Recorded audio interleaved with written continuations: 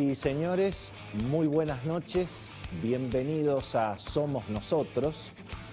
Bueno, el gobierno insiste en que no va a devaluar la moneda, o por lo menos no la va a devaluar más que lo que está previsto en el presupuesto y en los anuncios oficiales,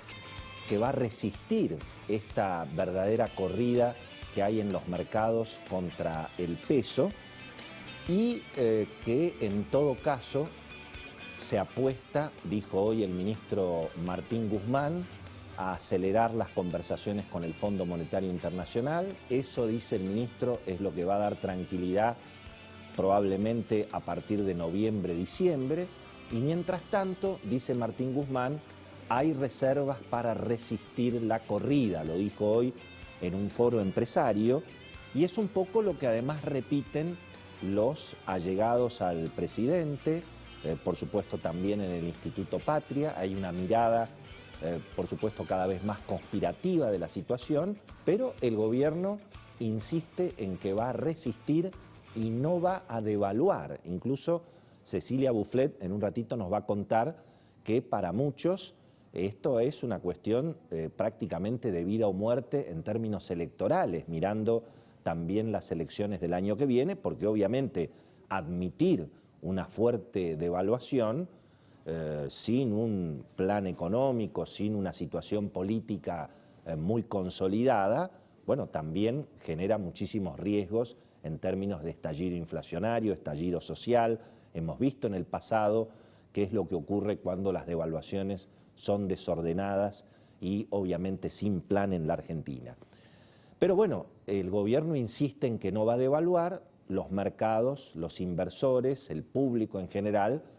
por ahora no lo cree. Y fíjense que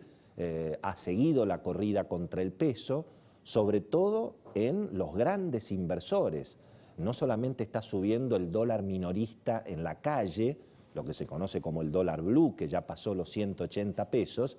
sino que todos los días suben fuerte los dólares que surgen del arbitraje de la compraventa de bonos, que es la forma a través de la cual los grandes inversores, las grandes empresas, están dolarizando sus posiciones en pesos, están desarmando plazos fijos, están desarmando tenencias de fondos comunes de inversión, están desarmando tenencias de bonos en pesos y se están pasando al dólar a través del contado con liquidación o a través del dólar bolsa, que en definitiva significa que al Banco Central le siguen sacando dólares, porque los inversores transforman las tenencias en pesos que están en los bancos, eso se transforma en dólares vía contado con liquidación y se giran los dólares a cuentas legales declaradas en el exterior. Y del mismo modo, a través del dólar bolsa, el público, los minoristas, incluso los ahorristas un poco más sofisticados, también están desarmando las posiciones en pesos, comprando dólares a través de los agentes de bolsa, después esos dólares van a las cuentas bancarias y la gente va a la ventanilla y retira los dólares en efectivo. Es decir, que es una dinámica en la cual efectivamente el gobierno dice que va a resistir, pero se siguen perdiendo reservas, porque además hay dólar tarjeta, hay dólar ahorro, mucho menos que antes, pero lo sigue habiendo, y naturalmente nadie le vende dólares al Banco Central, porque vender dólares al Banco Central es aceptar una pérdida muy difícil de consolidar. Piensen que el dólar de la cosecha, el dólar del campo, es un dólar de 50, 60 pesos, contra, por supuesto, lo que vale el dólar en los mercados libres. Es decir, que esta situación de resistir, aguantar, puede tornarse un poco peligrosa. Ya lo hemos explicado, digamos, en este programa en las últimas semanas. Hemos hablado de lo que es la emisión impresionante de pesos, que ese es el tema de fondo, naturalmente, y eso es lo que genera desconfianza en los observadores económicos, porque tenemos, bueno, un doble problema, un desequilibrio impresionante entre lo que gasta el gobierno y lo que recauda, que eso se tiene que cubrir todos los meses con una emisión monetaria impresionante. Acuérdense que la semana pasada hablábamos de prácticamente 100.000 pesos por segundo que tiene que imprimir el Banco Central, casi 400 millones de pesos por día. Realmente una situación muy complicada y al mismo tiempo un escenario político que dificulta la posibilidad de una salida ordenada, pro mercado, un ajuste que convenza a los inversores. Nadie se imagina eventualmente un equipo económico, el actual o el nuevo, con la vicepresidente Cristina sentada al lado, avalando el ajuste, avalando el acuerdo con el fondo. Eso parece bastante difícil de imaginar. Por lo tanto, esta situación en la cual el gobierno dice que resiste, pero al mismo tiempo sigue emitiendo esa cantidad tan impresionante de pesos, fíjense lo que pasó en septiembre. En septiembre el déficit fiscal fue 70% mayor al de septiembre del año pasado. El gobierno tiene que cubrir casi 212.000 millones de pesos del rojo de septiembre. Y todo indica que octubre, noviembre, diciembre, bueno, van a seguir los efectos de la parálisis económica por la pandemia, por las cuarentenas, por esta situación obviamente cambiaria. Porque la situación se torna peligrosa no solamente porque se paraliza la economía, dado que no hay precios, las importaciones básicamente ya no son tan fáciles de ingresar al dólar de 80 pesos, entonces los importadores tampoco se animan a vender, los grandes proveedores de insumos, la industria básica, está entregando, pero está entregando facturando en dólares y los precios no quieren cobrar. Hay empresas, las empresas que venden insumos básicos, por ejemplo, para la construcción, entregan esos insumos, pero no quieren cobrar, porque los entregan facturados en dólares al precio que el dólar eventualmente termine de equilibrarse. Pero, mientras tanto, el gobierno insiste en que va a resistir y siguen saliendo dólares de los bancos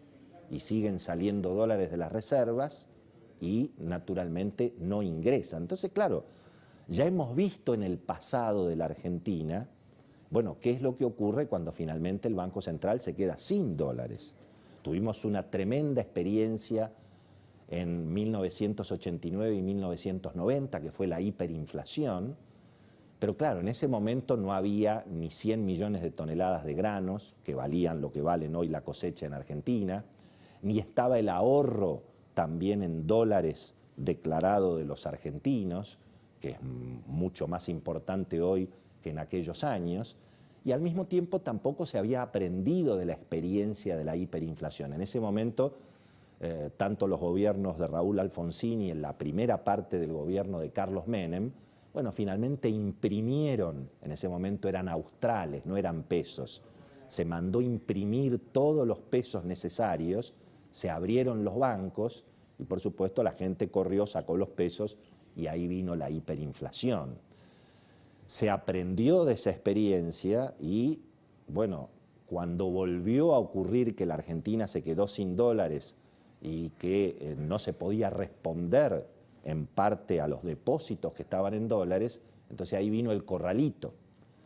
que se intentó precisamente para evitar la hiperinflación. Se aprendió que no había que abrir los bancos cuando se producían este tipo de corridas. Pero el corralito no alcanzó, porque la gente movía los dólares o los pesos en ese momento de la banca nacional a la banca extranjera. Entonces en un momento dado se dijo basta de corralito, corralón, y ahí quedaron atrapados los depósitos de sobre todo la clase media. Fue tremendamente traumático. Y por supuesto,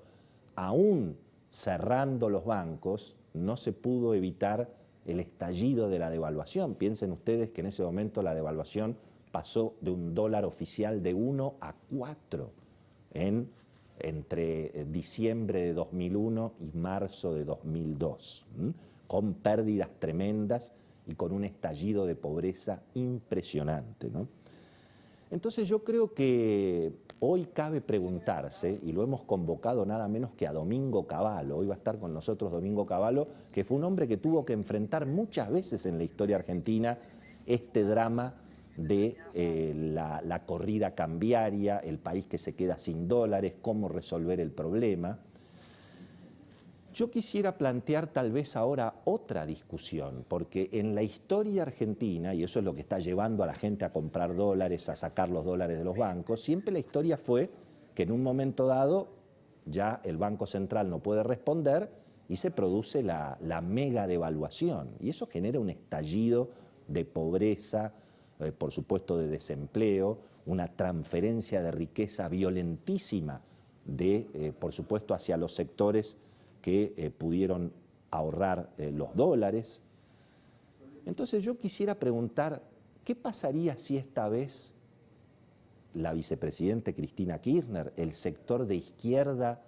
que se identifica con Cristina en la coalición de gobierno, qué pasaría si